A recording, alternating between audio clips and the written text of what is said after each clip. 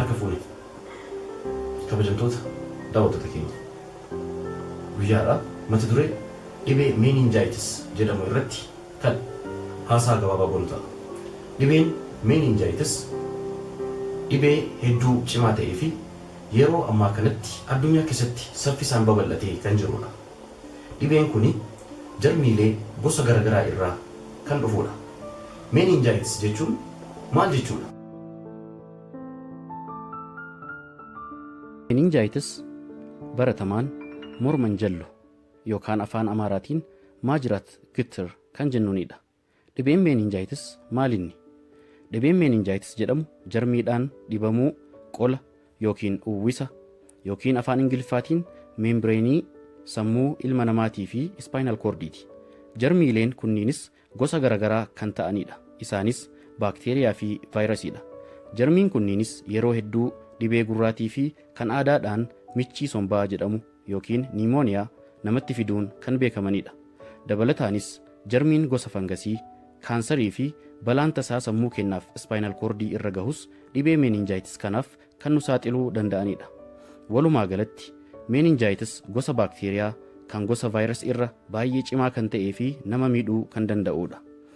Vaayirasii isaan kamtu dhibee meninjaayitis fiduu danda'a? Parsantii 90 kan ta'u vaayirasii dhibee meninjaayitis fiduu kan danda'u vaayirasii garaachaa innis intiroovaayirasis kan jedhamudha. Haa ta'u vaayirasiileen biroos dhibee kana fiduu kan danda'an ni mul'atu. Isaanis vaayirasii akka measles, herpes and west nile kan jedhamanidha.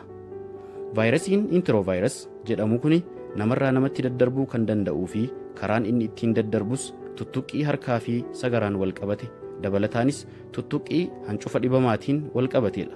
Namoonni yeroo hedduu vaayirasii kanaan wal tuttuqqii qaban dhibee vaayirasii intiroovaayirasi kanaatiin saaxilamuu dhabuu danda'u.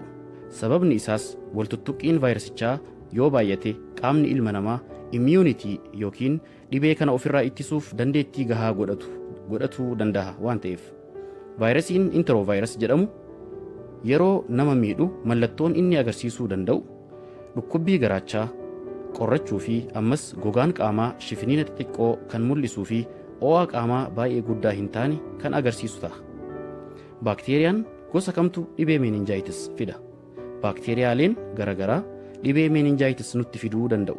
Isaan kanas qorannoo laaboraatooriitiin addaan baasuu kan dandeenyudha. Isaan keessaa inni tokkoffaan neiseriyaa meninjaayitis baakteeriyaa gosa dhibee meningokookaal kan fidudha. Innis baakteeriyaa baay'ee cimaa ta'ee fi miidhaa guddaa gosa biroo irra fiduu kan danda'udha. Namoonni parsantiidhaan 15 ta'an baakteeriyaa kana kokkee yookiin throat keessatti baattoo kan ta'anii fi baakteeriyaan kun mallattoo dhibee kanaa kan hin agarsiisne ta'a. Haa ta'u namoota biroo irratti baakteeriyaan kun iddoo jiru ka'uudhaan qola yookiin meembreenii sammuu fi ispaayinaal koord ilma namaa ammas gara dhiigaatti seenuun dhibee kanaaf kan nama saaxilu ta'a.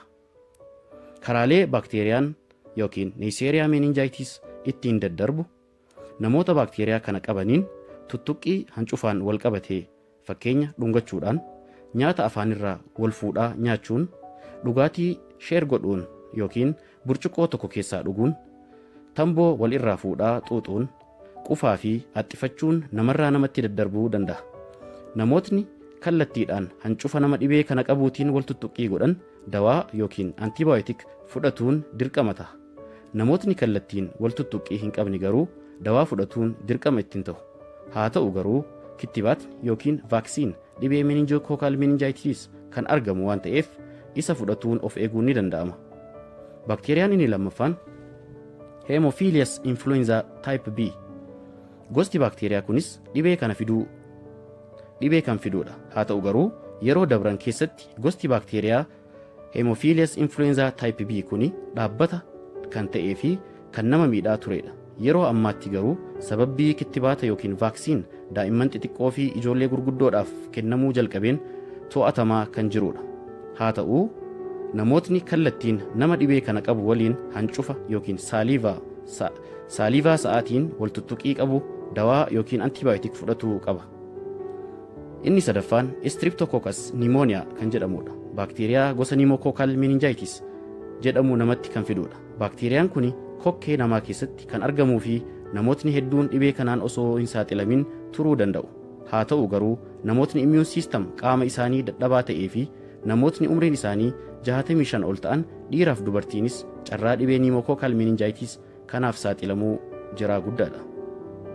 Daa'immanii fi namoota guguddoo ta'aniif kittibaata yookiin vaaksiin baakteeriyaa kanaa kennuun ittisuun ni danda'ama. Baakteeriyaan gosti biroo kan dhibee meningitis fidan kan jiran ta'us isaan sunniin namarraa namatti kan hin daddarbinee fi taree taree kan mul'atanidha. Dhibee kanaan eenyutu saaxilamuu danda'a?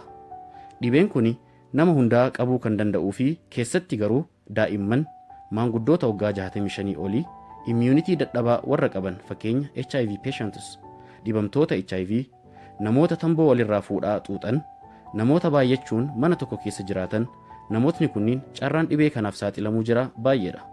Mallattooleen dhibee meningitis ho'a qaamaa dabaluu, bowwoo, dhukkubbii qaama guutuu, dadhabbii fi hirriba namatti buusuu, xiqqoosii yoo ture, haqqee, lolloojjii, maraammartoo yookiin of wallaaluu, mormi nama goguu, ifa sodaatuu fa'a.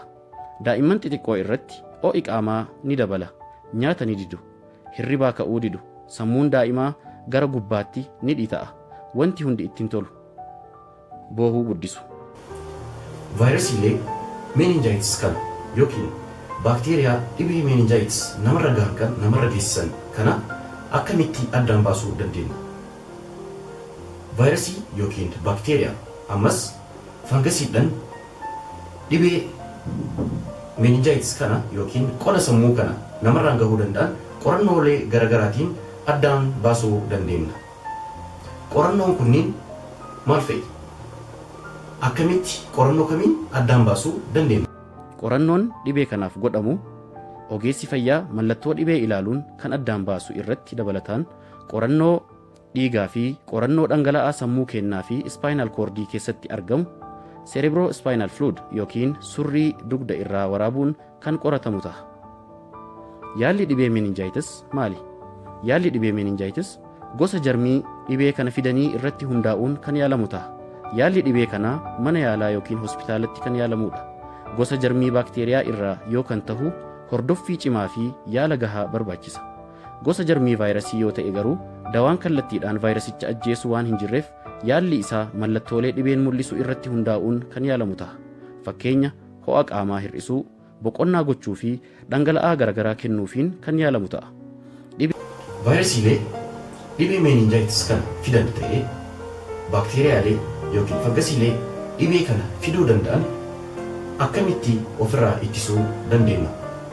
Vaayirasiin yookiin baakteeriyaan dhibee meningitis kana nutti fiduu danda'an karaalee isaan daddarbanii akkaataa reefuu haasofnetti yoo san kan hubannee beeknu ta'e ofirraa ittisuuf hedduu kan nu rakkisu miti. Dhibee kana akkamitti ofirraa ittisuu dandeenya? Dhibee meningitis akkamitti ofirraa ittisna? Namoota dhibee kana qabaniin meeshaalee nyaataa fi dhugaatii walitti fayyadamuu dhiisuun ofirraa ittisuu dandeenya.